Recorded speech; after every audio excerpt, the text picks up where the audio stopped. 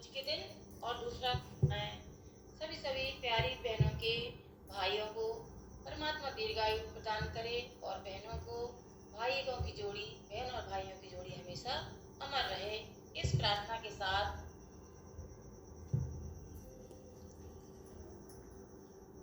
Hello friends, आप सभी को मेरा बहुत बहुत प्रणाम और भाई दूज की बहुत बहुत शुभकामनाएं। सभी प्यारी बहनों के भाइयों को परमात्मा दीर्घायु प्रदान करे और बहनों को भाइयों की जोड़ी, बहन और भाइयों की जोड़ी हमेशा अमर रहे, इस प्रार्थना के साथ भाई दूज साल में 2 बार मनाया जाता है। एक तो दीपावली के बाद दूज के दिन और दूसरा होली के बाद चैत्र माह की कृष्ण पक्ष की द्वितीया की तिथि को मनाया जाता है। यह हमारे देश में अलग अलग राज्यों में अलग अलग तरीके से, अलग अलग नाम से जाना जाता है, जैसे कि भाई टीका, भाई दूज, भाव दूज, भैया दूज, रात द्वितीया, इसके अनेकों नाम हैं। और यह आदिकाल से पुराणों में इसकी जो कथा है वह इस प्रकार से कथा है, जब से इसकी शुरुआत हुई है कि श्री कृष्ण और सुभद्रा देवी की कथा, कि श्री कृष्ण भगवान जब भाई दूज के त्योहार पर आए हुए थे द्वारकापुरी सुभद्रा बहन के घर, तब वहां पर सुभद्रा बहन थी और उन्होंने अपने भाई श्री कृष्ण भगवान का टीका किया, पुष्पमाला पहनाकर उनको विजय प्राप्ति की बधाई दी, तिलक कराया किया और मिठाई खिलाकर बधाई दी। तभी उन्होंने बहन सुभद्रा की रक्षा का उन्हें वचन दिया और तभी से यह भाई दूज का त्योहार मनाया जाने लगा, ऐसा कहा जाता है। अब इसमें दूध पनरिया अर्थात दूध पनरिया क्यों बनाई जाती है, क्यों उसमें कच्चा दूध डाल करके संबोधित किया जाता है, इसकी भी बहुत पुरानी कथा है जो कि हमारे बुजुर्ग सुनाया करते थे, हमारी दादी नानी के मुँह से हमने सुना है। वो इस प्रकार है, सुनिएगा, जो कि मैंने खुद ही सुनी है दादी नानी के मुंह से, अपनी बड़ी सासू माँ के मुंह से, सासू माँ के मुंह से, वह मैं आज आपको सुनाने जा रही हूँ। किसी नगर में एक किसान थे और उन किसान के 2 बच्चे थे, एक बेटा और एक बेटी। उनकी माँ का जो है, बच्चों की माँ का स्वर्गवास हो गया था। तब उस स्थिति में उनके पिता ने दूसरा ब्याह रचा लिया। उस पत्नी ने भी एक पुत्र को पैदा किया। तब उस स्त्री को अपने बेटे का मोह हुआ, अर्थात वह अपने बेटे को ज्यादा प्यार करने लगी। उन दोनों बहन भाई से अर्थात अपनी सौत के बच्चों से सौतिया व्यवहार करने लगी। रोज घर में लड़ाई झगड़ा होता था। बच्चों के पिता को बच्चों से अलग करने के लिए वह रोजाना नया नया नाटक करने लगी। रखती थी लेकिन घर में उन स्वामी जो थे, किसान जो थे, उनके ऊपर उसका कोई प्रभाव नहीं होता था, क्योंकि वह अपने बच्चों के बारे में सोचता रहता था और अपने आप को कोसता रहता था कि उसने दूसरा विवाह क्यों रचाया और अपने बच्चों के लिए आफत मोल ले ली।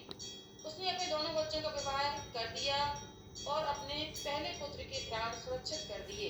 बीमार रहते हुए कुछ दिनों के बाद उस किसान का भी स्वर्गवास हो गया। अब बहन को अपने भाई की बड़ी चिंता सताने लगी। जब वह ससुराल जाती तब अपने भाई भाभी को सौतेली माँ से सतर्क रहने के लिए चेतावनी देकर जाती। अपने पाले हुए कुत्ते से भाई की रक्षा करने के लिए कहकर जाती, लेकिन जो सौतेली माँ थी बहुत ही चालाक थी। उसने सौतेले बेटे को खीर में विष डाल दिया और उसको खिला दिया, लेकिन जब उस लड़के के ऊपर उसका कोई प्रभाव ना हुआ तो वह सौतेली माँ समझ गई कि इसके प्राण इसके पिता ने कहीं और सुरक्षित कर दिए हैं।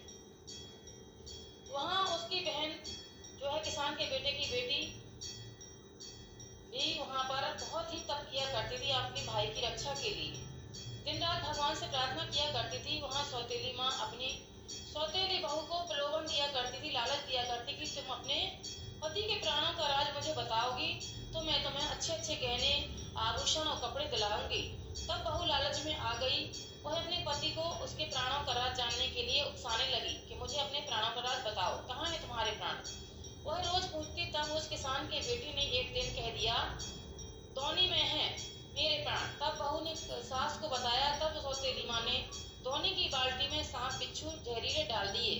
तब माता पिता की कर्म और बहन की तप के कारण अंगूठी बन गए वो सांप बिच्छू। तब उसने पूछा, ये माँ, ये अंगूठियां कहाँ से आई? तब सौतेली माँ बोली, बेटा खाली हाथ दोहनी किया करते थे, तो हम ले आए हैं तुम्हारे लिए, पहन लो। तब उसने बहू ने फिर से सास ने बहू से फिर से कहा, तुम ठीक से नहीं पूछती हो, आज ठीक से पूछना। तब बहू ने पुनः पूछा हट करके, स्वामी तुम्हारे प्राण किस चीज में है, मुझे सच सच बताओ आज। तब उसने किसान के बेटे ने कहा कि काली कमरी में है, मेरे प्राण लेना है तो ले लो। तब सौतेली सास ने काली कमरी में काला नाग लपेट दिया। तदुपरांत बेटे ने वह कमरी उठाई, तब उसमें गले की सोने की चैन मिली। तब उसने माँ से पूछा, हे माँ, ये चैन कहाँ से आई है? तब सौतेली माँ बोली, बेटा तुम नंगे गले दोहनी किया करते थे, तो हम तुम्हारे लिए लाए हैं, पहन लो। अब सौतेली माँ को बहुत परेशान हो गई, सोचने लगी क्या करूं क्या ना, उपाय युक्ति सोचने लगी। तब वह बहू से कहती है, तू ठीक से नहीं पूछती है, तू कोई काम की नहीं है, तू बहुत अपने पति से ही कोई बात नहीं पूछ पाती है, तू निकल जा मेरे घर से। तब बहू बिना कुछ खाए पिए हुए लेट जाती है और प्रण कर लेती है कि दूसरे दिन भाई दूज का त्योहार था। अपने पति से कहती है वह कि मैं प्राण त्याग दूंगी यदि तुमने अपने प्राणों का भेद मुझे ना बताया तो। वह किसान का बेटा सोच में पड़ गया, यदि मैं सच नहीं बताऊंगा तो मुझे स्त्री हत्या का पाप लग जाएगा। तब उसने कहा, प्रिय तुम अपनी जिद छोड़ दो, मेरे प्राण दूध पनरिया में हैं और यह भी निश्चित है कि तुम प्राणांत हो जाएगा मेरा सुबह सुबह, यह तुम देख लेना। सौतेली माँ मेरे प्राण ले लेगी। तदुपरांत बहू ने सास को लोभवश अपने पति के प्राणों का राज बता दिया। तभी उसी क्षण सास ने पूरे गांव का कूड़ा करकट मंगाया, एकत्र कराया और उसमें आग लगा दी। बहन का पाला जो कुत्ता था वह सब भाग गया, यह क्या चल रहा है।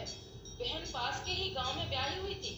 कुत्ता दौड़ा दौड़ा बहन के पास गया और इसकी साड़ी खींचकर आंचल पकड़ने लगा कि चलो, खींचने लगा कि वहां चलो। यह वह सब बहन उनकी जो थी वह सब भाग गई कि कुछ न कुछ कारण है, मेरे भाई के प्राण जो है संकट में है। वह यहाँ पर वह लड़का जो था किसान का, वह मूर्छित होकर पृथ्वी पर गिर पड़ा। तब वह क्या देखती है कि उसकी जो पत्नी है, किसान के बेटे की पत्नी जो है, भाभी उसकी चीखने चिल्लाने लगी, भगवान से गुहार लगाने लगी, प्रार्थना करने लगी, हे ईश्वर, मैंने लालच में आकर अपना ही सुहाग उजाड़ लिया है, मुझे माफ कर दो, मुझे माफ कर दो। इस प्रकार करने लगी और माथा पीटने लगी और अपने भाई के प्राणों को संकट में जानकर बहन ने पूरे गांव का कच्चा दूध एकत्र किया और दूध पनरिया में बनाकर उसमें डाल दिया। जैसे जैसे दूध पनरिया से दूध वहां आगे अग्नि के पास पहुंचता गया, वैसे वैसे उसका भाई मूर्छित जो हो गया था वह पुनः होश में आने लगा, जीवित हो उठा और सौतेली माँ को भगवान ने दंड दिया और उस बहन का भाई बच गया, उस बहू का सुहाग बच गया। इस प्रकार से उन दोनों भाई बहन की जोड़ी अमर रही और उसी प्रकार से हमारी सभी बहनों की जोड़ी, भाई बहन की जोड़ी सदा अमर रहे। सभी एक दूसरे की अच्छाइयों को देखें और सभी एक दूसरे के बारे में अच्छा सोचें, मन में अच्छे विचार लाएं। इसी के साथ इस कहानी का समापन होने जा रहा है और तभी से कच्चा दूध पनरिया में डाला जाने लगा है। इस प्रकार से यह भाई दूज की कहानी संपूर्ण हुई। हमारी सभी बहनों को और उनके प्यारे प्यारे भाइयों को राधे राधे, जय श्री कृष्णा, जय श्री कृष्णा, जय श्री कृष्णा।